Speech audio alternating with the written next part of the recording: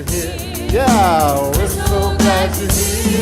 Oh, we're so glad to be together in unity. Has anyone noticed that there's an awful lot of stuff being disclosed these days? Ooh, ooh. So last week we began a discussion about the season of disclosure. Yes, we did. We seem to be in that season, right? We talked a little bit about the apocalypse and what that means, and that's not really the end of things, but rather a new beginning. The chaos is shifting things so that we can experience a new beginning. So this morning we're talking a little bit more about this idea and focusing on transparency. Yeah. Yeah. All right. Well, the world outside can sometimes get a little bit loud. You notice that? And steal your attention away from what's really important. How many know sometimes you got to turn off social media? Or at least turn it down, those notifications. I mean, do you really need to know for the 15th time what the weather's going to be? You know what I mean? Do you really need to know what's going on? Because it's kind of very repetitious. I don't know if you've noticed that about things, but they do get repetitious. So this morning we want to get quiet enough inside of ourselves. We need to calm the mind, right? Because the mind can begin to chatter and the mind can begin to go to work and work hard. And it brings confusion. It stirs up fear, you know. Yeah. But here, this morning we want to be quiet enough to hear what's really being said. How many understand that there is a divine voice speaking through all of it, sending us a message? Would it be great to hear that? So let's do a heart agreement this morning. This is what they do in YOU. So they do heart agreements. They say, all right, this is what the class is going to be about, and we're going to pay attention to each other. We're going to listen to each other. We're not going to interrupt each other. We're going to make this agreement. So let's do a heart agreement this morning that this is a safe place to discuss those below the surface issues. Let's take a breath.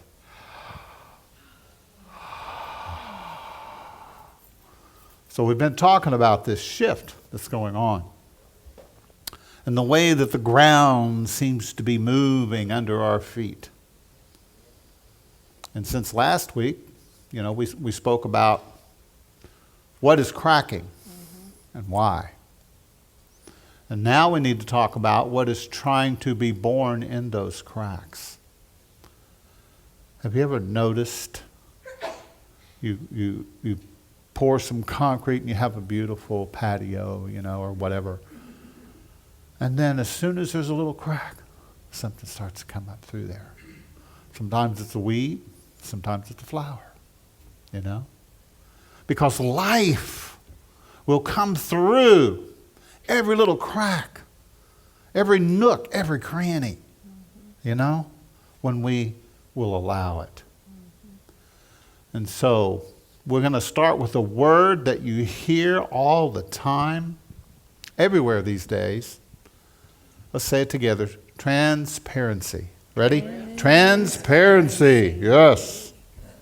But let's be careful, because there's some misunderstandings about that word, transparency. What does it really mean? What's the deeper meaning of transparency? How many would like to go a little deeper this morning? All right?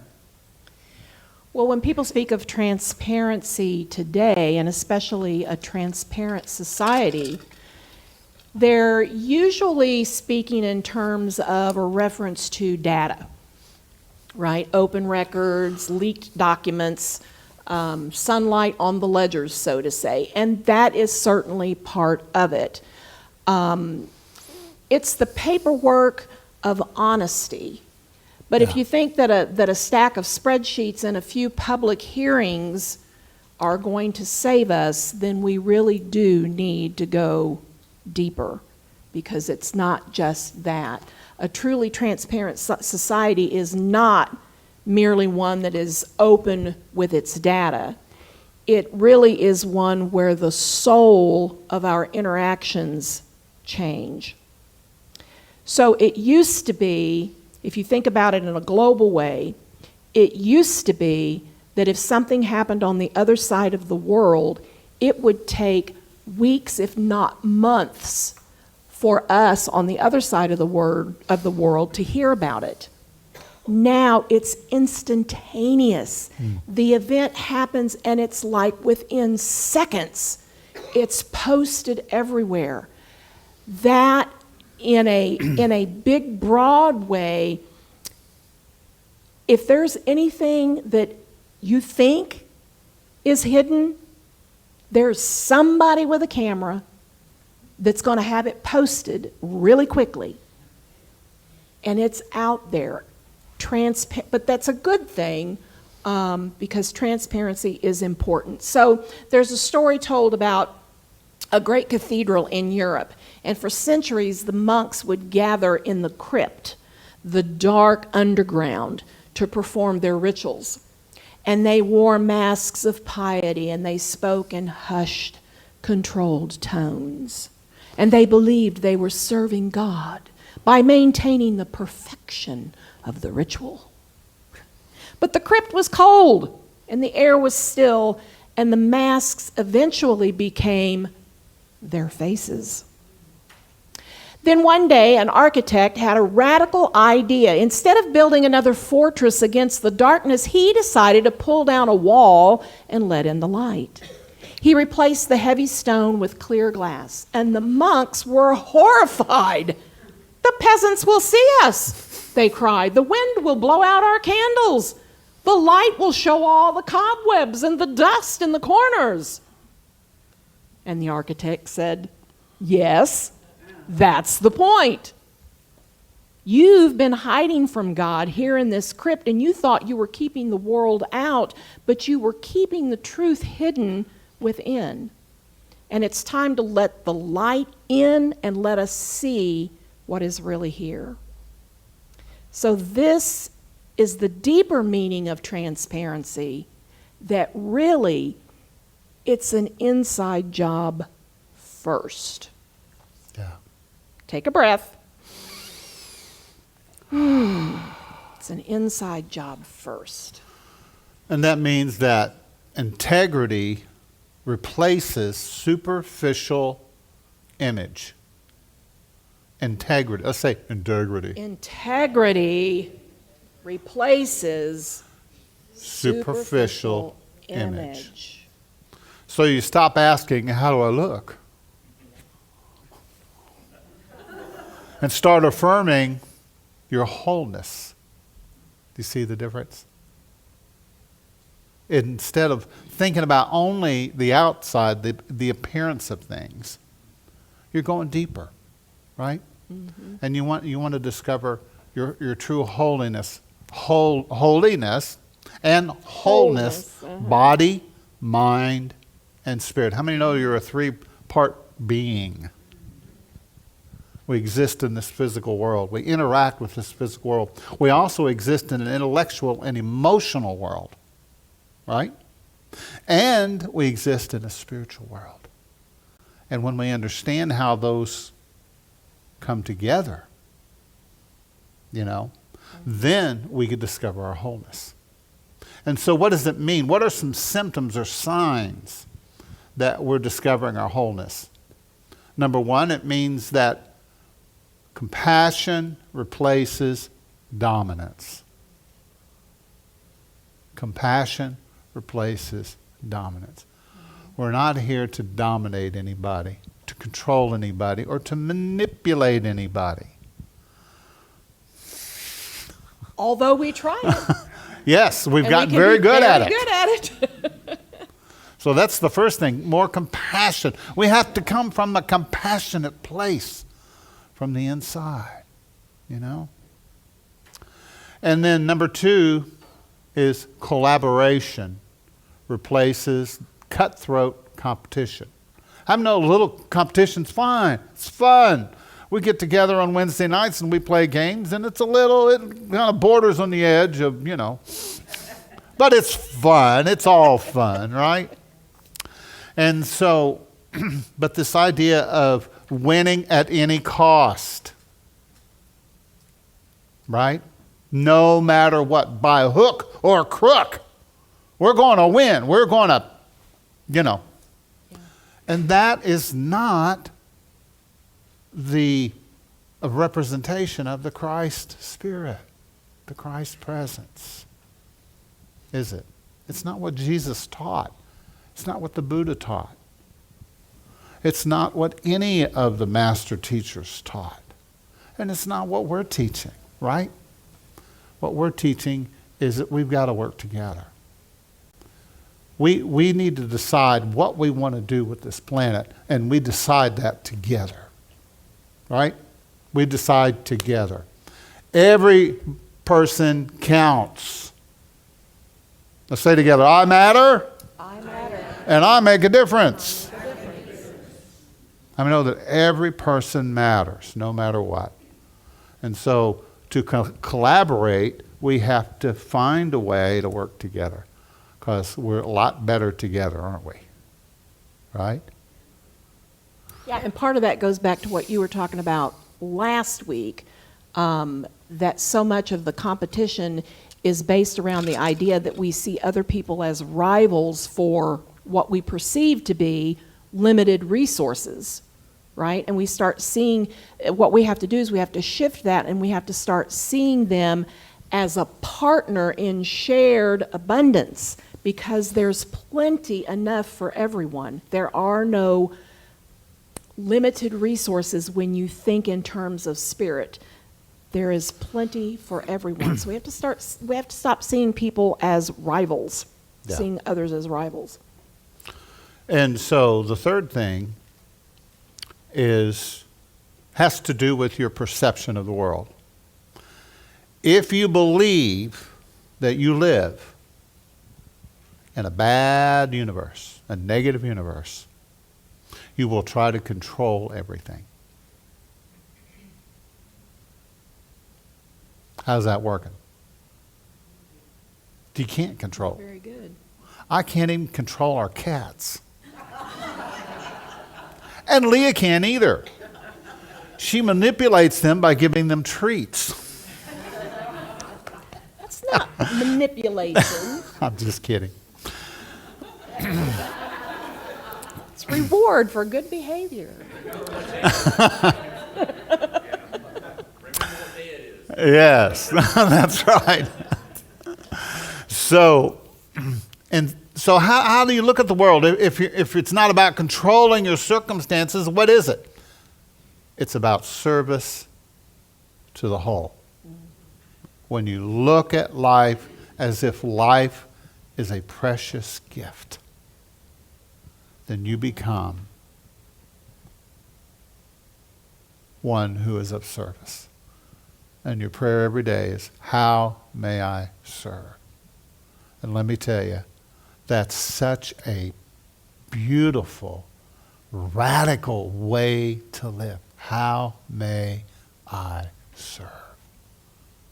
Mm-hmm. This isn't a new policy. This is a new operating system for the human heart. Mm-hmm. But James, you don't understand. There's people over there, they're not doing that. Say it with me, so what? You can't be responsible for anybody else's path, anybody else's belief. You can only be responsible for you and what you're responsible for. And when you take responsibility for your own heart, wow, then we can all get along better. Because I'm not here to control you or manipulate you or try to scam you. I'm here to serve you. Mm-hmm. To be of service. Let me tell you, once you discover the reality of service to others and the joy that it brings, It is life-changing.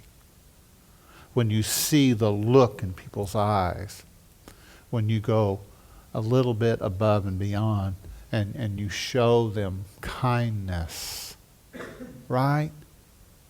You show them care. You give them understanding. Instead of trying to tell them, well, you're wrong and I'm right and we're, and let me just tell you how wrong you are, right? Yeah. And how many know that's insanity? That's the insane mind. We're not coming from that place anymore. We can't, because life doesn't work. Life is all about support. It's all about the rivers of abundance. And there's so much abundance that we get confused.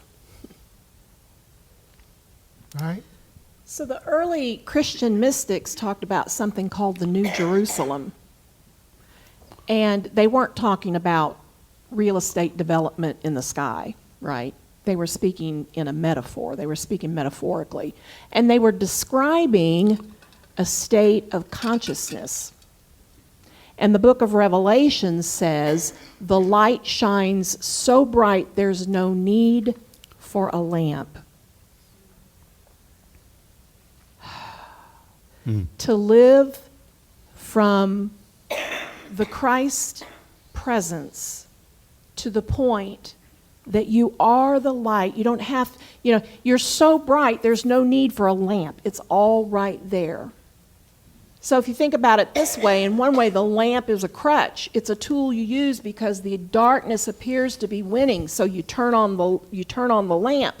But in a true state of transparency, the thing itself is the light. There's no need for PR teams, spin doctors, or those carefully crafted images. Yeah. Because the reality is so radiant and it illuminates everything on its own. There is a difference between a head experience and a heart experience. Our spirituality, our walk with the divine, our spiritual development, our expression of the Christ is a heart expression. It's not just an intellectual exercise. If you have all of the knowledge and it's just in your head and you don't live from it, you are setting yourself up for a fall. Yeah. And we see that happening. People that are, spiritual Teachers. masters, teachers, that perhaps, this is no judgment involved, just perhaps have made spirituality into more of an intellectual exercise than something that's being lived from. And then that light shines, and not everything is as we thought it was. Right? It's important to live from the experience. Be the light. Don't just be a concept of the light. Be the light. So transparency is light. And light is relentless, because if you go into a completely dark room and you have something that is the size of a pinhead that is light, where is your eye drawn to? The light. Right? It's relentless. And the light reveals everything. It reveals the beauty that we've been trying to hide out of false senses of modesty. It was Marianne Williamson said that the thing that we fear the most is our light.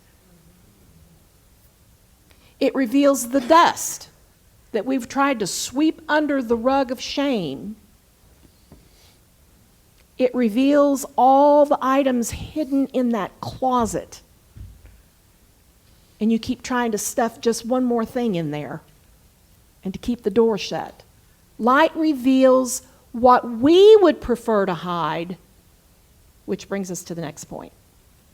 And that point being? The point of the matter, which is the birth of a new spirituality that is truly transparent, that is truly open, that is universal, that works for whoever is willing to work it. Does that make sense? Can you imagine all of us operating on the same principles? And how many understand what the real fundamental foundational principle of life is? Love. Loving God, loving your neighbor, loving each other, right? Loving your cats and your dogs and your zebras. And your birds and your fish and your frogs. So here's the truth that sounds like a contradiction, but it's really not. Every spiritual awakening begins with disillusionment.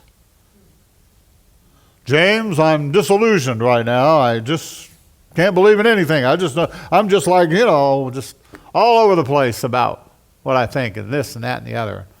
Well, and not only that. Oh, I'm sorry, go ahead. And I was just going to say, that's good. Yeah. Because you're at that beginning. You let yourself fall back to the beginning stage, the beginner's mind, right? And you don't think that you have it all figured out. Mm-hmm. See, that's what you call spiritual pride. Mm-hmm. Well, I've got it all figured out, but they're not like us. I mean, we're so spiritual. I was going to say the disillusionment also comes in they told me I was supposed to get a career that satisfied me, and that didn't work. And they told me that I was supposed to have a family and a house and 2 dogs and 2 children, and that was supposed to satisfy me, and it didn't, right? Disillusionment in all disillusionment types of, with everything. Yes, yeah. Not just your belief systems, but just with all the things that you're told is supposed to make you happy, right? But the idea of the word disillusionment is, you break it down, it just means to be stripped of your illusions, right? Stripped of illusions. Mm-hmm. What's not real, the fake, the false, the imitation. Letting that all go. The Buddha was a prince living in a palace built to shield him from the world. His father made sure he only saw youth, health, and pleasure. That's all he knew. So he just thought that's just the way it is. He lived in a controlled environment, a gilded cage of illusion. And so what happened? He got curious. He went outside the walls. Ooh, how many know what happens when you start going outside the walls that you built in your mind? It's what happened to me when I was a fundamentalist minister. I started thinking outside the box. I said, wait a minute. It's got to be bigger than this. There's got to be more than this. God is just this, guy in the sky. It's a little bit like Santa Claus, and a little bit like, sometimes he gets angry. Sometimes he gets mad. And mine began with just peeking outside the box. Yeah. Make sure I'm not going to get struck by lightning or something, and then when nothing happened, then the box fell completely away. When I started kind of climbing out of the box a little bit, I remember overhearing Leah with some other folks, and she said, it's like an alien has come in and taken over his body. I say that a lot. Hey! No, I don't. I'm just kidding. Wait a minute. No, that's all right. So what did Buddha see? What's wrong with aliens? So what did Buddha see when he went outside the gates of the palace. Well, why don't you read what it said? Oh, he got curious. He got curious. And he saw what we all see. Yeah. What we all see when we look outside the box. He saw that there were people who were getting old, that there was a sick person. He saw a corpse for the first time. You mean there's death? You mean this doesn't last forever? He saw suffering, and he became disillusioned. The palace was a lie. And at that moment, a shattering clarity sent him on the path that would lead to his enlightenment.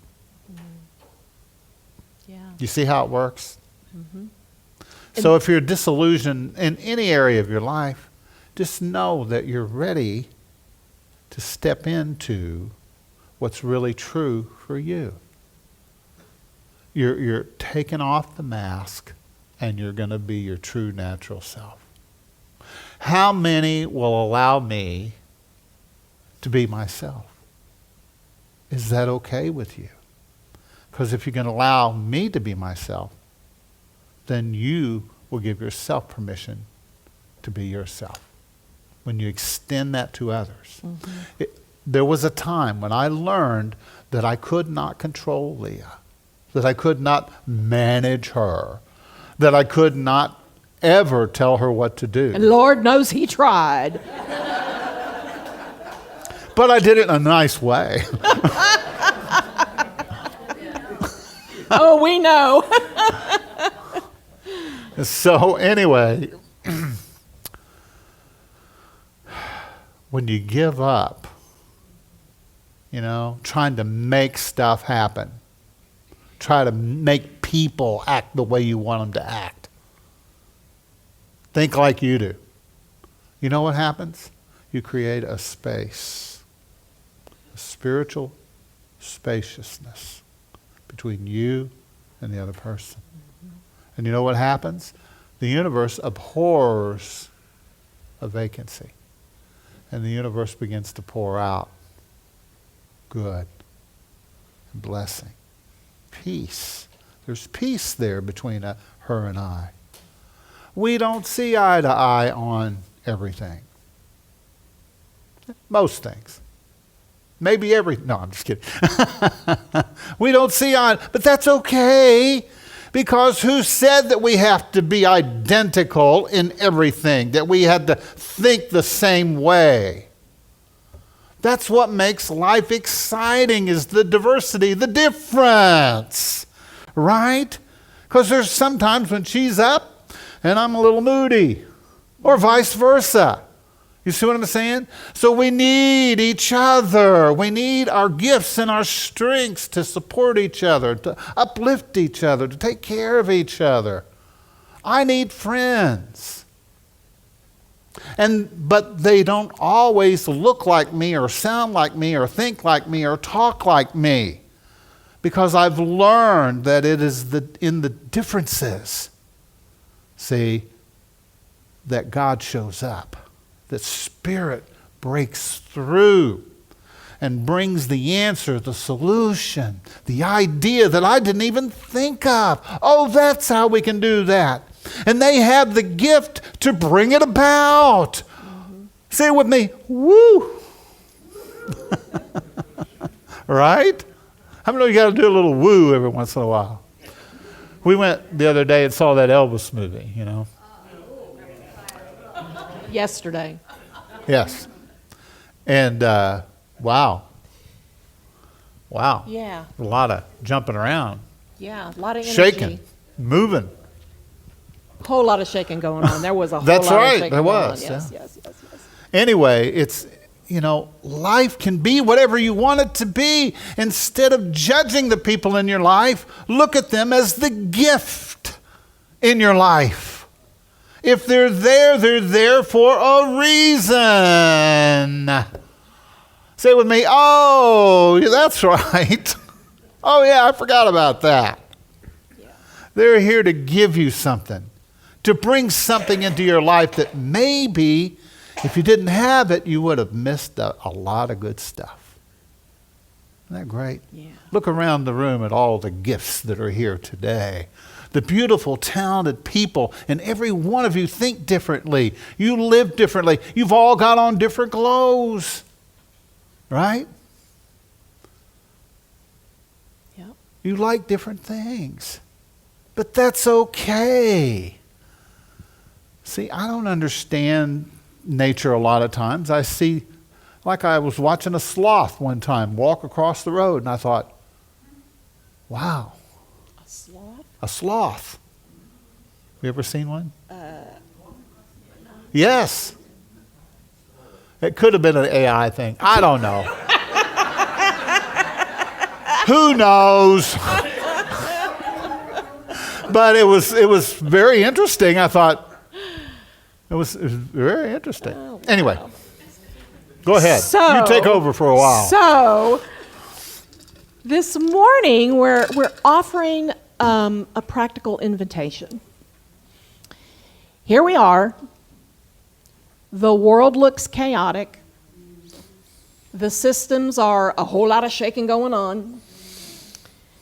The narratives that we have grown up with, that we've always known, are unraveling. The news is like a fire hose of anxiety and fear, right? It really is. It's like you've just been totally doused, yeah. And so you can look at all of this and you may see only collapse. And many people do, right? They curl up in fear, they let the anxiety roll over them, or they lash out in anger. Have you noticed maybe people have been a little more moody these days, right? But what we're doing this morning is we're inviting you to three different revelations. And the first one is, what if this is an unveiling and it's not meant to be destructive? Not a destruction, but a removing of the curtain. What if the systems that are shaking were built on foundations that were not very solid, built on sand, built on illusion, built on exploitation, built on pretending? And what if their being shaken is simply the truth finally hitting them? That's the first one. The second one is, what if exposure really is purification? It hurts to have your secrets brought to the light when there are things that you don't want anyone to know about. It's embarrassing, right? It's humbling. But a wound that is hidden and unattended does what? It festers. It gets infected. It starts to look really icky. But when the wound is exposed to the air, it can begin to heal. So what if the discomfort that we're all feeling is not the pain of dying, but actually the pain of being cleaned out? It's the wound being exposed to the air so that it can be healed. That's the purification of motives. What's our motivation? Yeah. You know? Yeah. And this is a big one. What if we're not watching the end? Because there's a lot of people out there that think the end is imminent, that we're living in the last days, and everything is going to be destroyed. And so what if it's not that? We're not watching the end, but we're watching the revealing of truth with a capital T. What if the story isn't over? What if that final chapter of who we are hasn't been written yet? What if this season of chaos is actually the beginning of something more honest, more beautiful, and more human, perhaps, than we've ever known? A transparent society won't be handed to us on a silver platter, right? It has to be built brick by brick, stone by stone, person by person, by people like us. And it will require a specific set of muscles that most of us have never exercised. Personal accountability. The ability to say, I was wrong, without making excuses. The ability to look in the mirror before you point the finger at someone else. It's also going to require some emotional maturity. Uh-oh. The capacity to sit in discomfort, to feel your feelings without letting them drive the vehicle. Yeah. It's going to require compassion for human imperfection. No, we can't have that. That one's too far. Yeah, that's probably the hardest one, actually, right? Because when the light comes on, you see how messy everyone is, including yourself, and we have to learn to hold all that messiness with some grace and with some compassion and with some tenderness. Yeah. That's what Elvis said, love me tender. I'm always sitting in a place where I'm hopeful of grace from others. So I need to be able to extend that grace to others. And finally, it's going to require the courage to see clearly, to not look away from difficult truth, whether it's about what's going on out there or whether it's about what's in your own world. To be able to look at it, to be able to hold it, to say, I see you, and I see you as something that can be different. To hold a new picture, a new feeling, a new vibe. Yeah. A new vibe. And finally... I got a new vibe. And finally... Yes.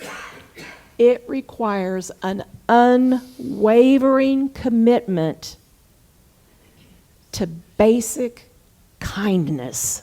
Yeah. Yeah. Because disclosure without kindness, without love, becomes cruelty. It has to be tempered. Disclosure has to be tempered with love and with kindness, right? Yeah. Because we see it all the time.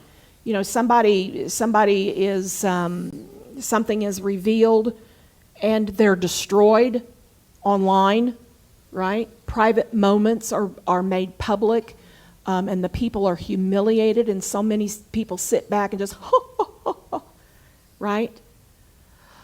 It's truth used as a weapon, and truth is not that, right? Truth, when it's being used as a weapon, that's not transparency. That's just cruelty and a new way of dominating people. Yeah. And using information to harm. And that's not what we're called to do. When you find out that everybody has a shadow. I remember when I was a kid discovering that my mom and dad were not perfect.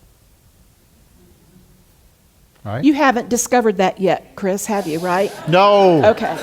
Except for our kids. They're still blind. That's right. No. No, they're not blind. So, what does all this leads to? It leads to this idea, what's really being disclosed is not the dark side, but what's really true. What's really divine.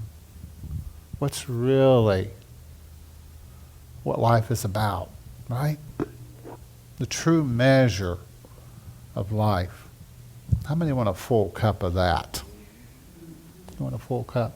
Fill mine all the way to the top, right? I want it running over. How about you? I want a life that's joyful, exciting.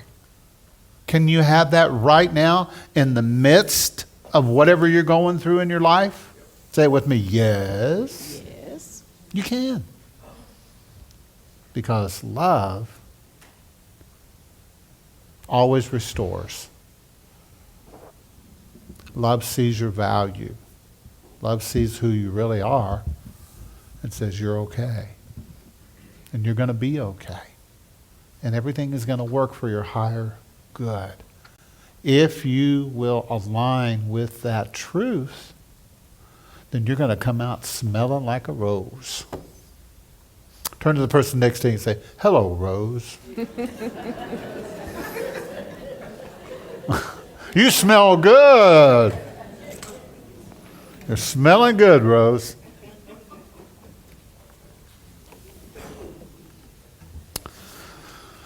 Oh, boy. Wow. So, did you get anything out of this morning? Yeah. Good. Good. That's all right. Thank you for that one person that clapped. Does that mean the rest of you just like, well, whatever? I'm just kidding. I'm just kidding. That was cheap. That was manipulation, wasn't it?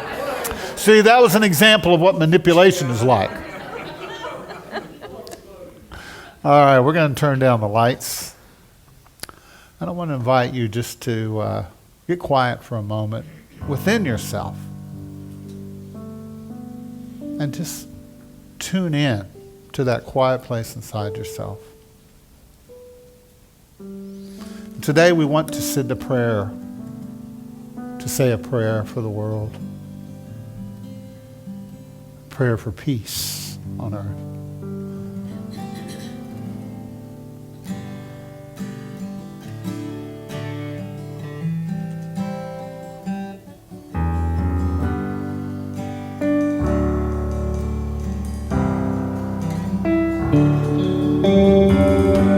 Today I send out love to everyone. A simple prayer just for you.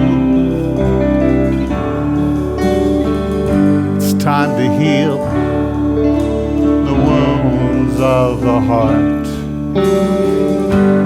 We need a breakthrough. We're praying showers of grace, sending showers of love, and praying showers of grace, sending showers of love. Love is like a boomerang. What goes out will come back to you. Forgiveness, peace, and kindness too. It's healing me and healing you. We're praying showers of grace, and we're sending showers of love, and I'm praying showers of grace, and sending showers of love.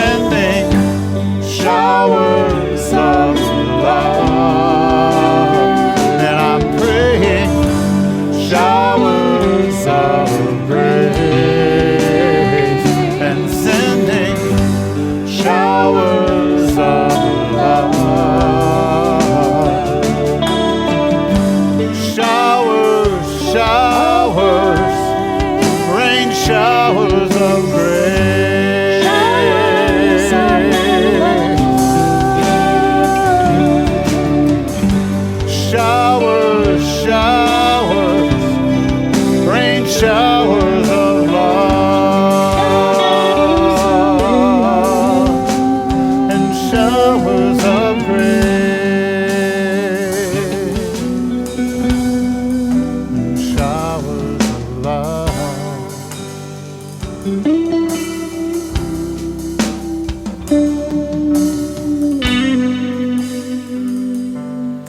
Let us take a slow, deep breath together and gently allow your body to relax. Just feel your shoulders beginning to soften, the jaws loosening, unclenching, and the mind is becoming still. And in this quiet moment, we remember something sacred. Peace on earth does not begin somewhere far away. It begins right here in the heart. Take another gentle breath. Imagine a soft light above you, a radiant light of divine love. The light is gentle, it's warm, it's like a soft rain, and it begins to fall. Showers of grace, showers of compassion, showers of love. Let this grace wash over you now. If there's anything that's heavy on your heart, any hurt, resentment, or regrets, allow that light to soften it in this moment. Quietly affirm within yourself, I release the past. I choose forgiveness. I allow peace to live in me. Feel the freedom that forgiveness brings every time. Every time we forgive, a new freedom arises. Not because anyone was perfect, but because your soul deserves peace.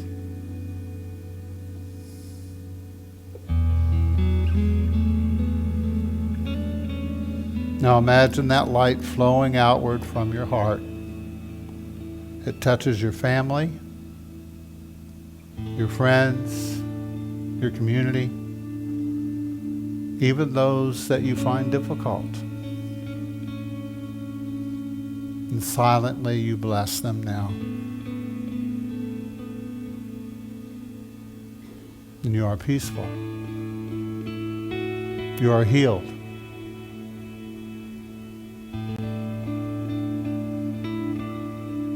May you know love. May you know grace. The light continues expanding, flowing across cities and nations, across oceans and mountains, until the whole earth is gently held in showers of grace. And we affirm now, where there is kindness, peace grows. Where there is forgiveness, love returns. Where the heart awakens, the world is healed. So take one more slow breath and know this truth. Peace on earth is not just a hope. It is a living possibility whenever the heart chooses love. When we choose to love. And today, that heart is alive within each and every one of us. I invite you into the silence for just a moment.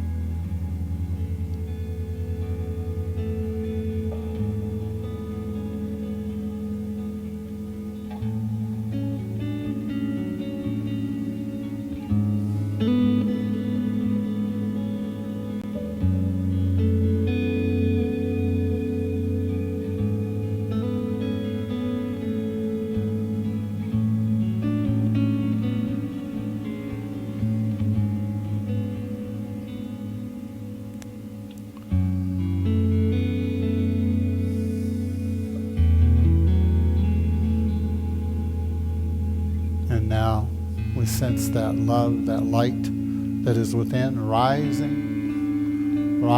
within us. And our only response is, I am grateful. Thank you, God. And so it is. Amen.